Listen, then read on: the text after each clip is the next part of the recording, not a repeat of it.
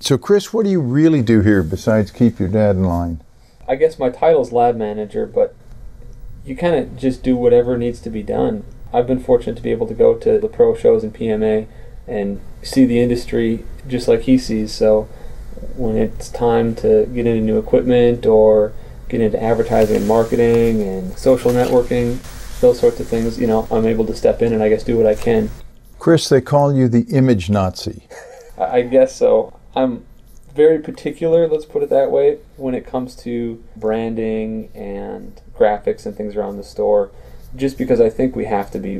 When a customer walks in the door, there's a lot of chances to get lost in everything that can exist in a small store like ours. So I think we have to make our best use of every opportunity to not to show them the name Bob's Photo, but to give them a consistent branding experience. You know, even just from showing them, you know, Bob's Photo blue color, or we call it the smile, a little blue swoosh that we put at the bottom of a lot of graphics in our price tags and things like that. I think little things like that help to build a brand, and you have to do that at every opportunity you can. Not so much because the customer notices, but because it doesn't detract. It helps them to focus on the product that way. So branding of Bob's within the store helps to drive sales? Yes, because it helps them focus on the product, not on the distractions of signage that doesn't match and trying to search for a price or a price tag or a description or something like that. And has it been easy to do at Bob's Photo? A lot easier than I thought going in. You know, it's something we decided to concentrate on. It's pretty simple just to sit down and decide what your brand should look like and then just apply it anywhere you have signage. You create a product display or an example or on your website, any print advertising you do, stuff like that. Noticed you took down a sign when I walked in this morning that was put up by a senior gentleman here. Bob is the worst offender of my image police, or whatever you want to call it. I've gotten pretty much everybody on board.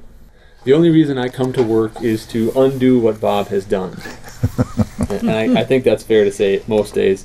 I want to make sure that what our customers see is consistent in terms of branding and the way we present ourselves to them on the sales floor. So we've taken some steps to make sure that all of our signage, everything from price tag in front of a camera to big signage that hangs on the wall, looks consistent.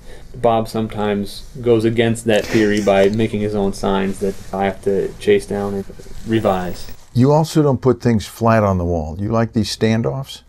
Yeah, this is something we came across a few years ago. I suppose it's from the signage industry, where you see plaques in museums and on doorways and stuff like that. They're just little pegs that go behind your sign to hold them off the wall and give them some depth. And we've been able to use them just because they're so easy and cheap, and you can apply them to anything, and they work especially well with simply mounting a sign or anything to foam core and then displaying it that way. It gives it a good presentation.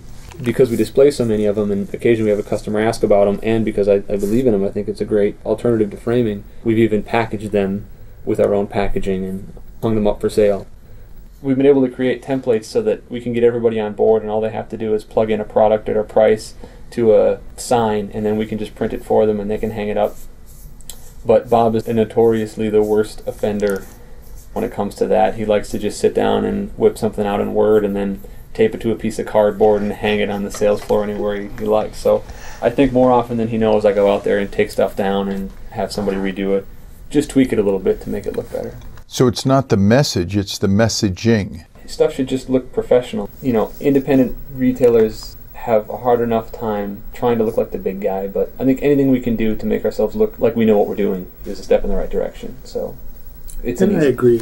I offend, but I appreciate all the work he's done, because now the signs are full bleed, they're on foam core, they look good, and it makes the store look bigger than we are. You make some of your own signs, like this Koken rack here used to be Koken, and now half of it's ProMaster. Mm-hmm.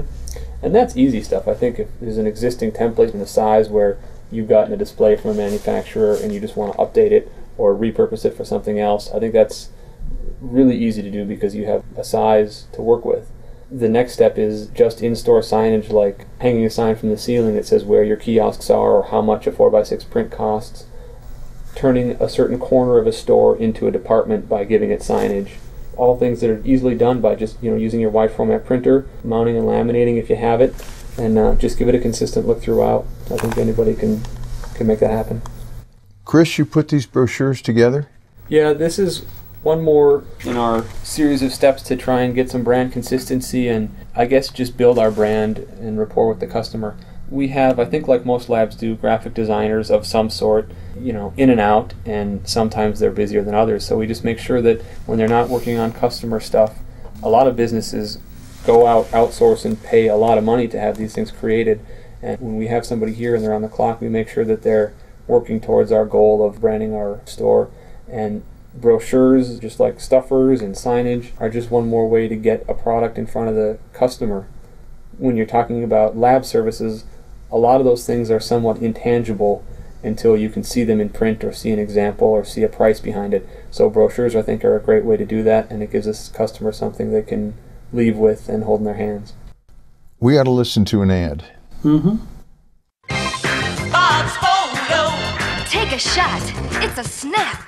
Rescue your family's fading memories with shoebox scanning at Bob's Photo. Bring in any box full of old prints, negatives, or slides, and Bob's experts will archive them all to CD or DVD so you can view, share, and create new keepsakes from the digital versions. Preserve your family's past with professional scanning from the experts at Bob's Photo. Open every weeknight till 9 p.m. Stop in today. Bob's Photo. Bob's Photo. It's a snap. Okay, the jingle at the end of that ad, it's a snap. What's the story of that? Well, it's been around a long time, and even though we've changed our sales floor with Chris's templates and the logos and stuff, it's one thing we don't want to give up, because grade school kids to people my age and everybody in between comes on the radio, they sing along. It's a snap. It's just one of those things. I mean, you hear somebody in a grocery store saying it's a snap, Bob's Photo. It's something we don't want to let go. Now, it's a snap means something else, right, Chris? Well, we took it one step further when we decided that we needed a brand or kind of put our own stamp on the platform that we use for our online ordering, which Dacus handles for us. They didn't have a name for it like Lucidium has Photo Finale, and we use two platforms. So since one was called Photo Finale, we wanted to name the other one so people could tell the difference. And in giving it a name, you know, we thought about it long and hard. What should we call it? And finally, it took somebody outside of the business. I just mentioned it to Allie, my wife, and immediately she said, why don't you just call it It's a Snap, because that's what everybody associates with Bob's Photo. So, of course, that was what we called it. Well, the thing about It's a Snap is it really is. I mean, as far as cheesy jingles go, it's oozing with cheese, and it's old. It's been around probably almost as long as I have, because I remember getting teased about it when I was in grade school and high school. But that's the beauty in it. So whether I'm wearing a BobsPhoto.com shirt somewhere and somebody sees it, or I meet somebody, I can never introduce myself as working at Bob's Photo or never even mention Bob's Photo without someone chiming in and following up, oh, it's a snap. So it's really paid for itself. Bob's Photo. It's a snap.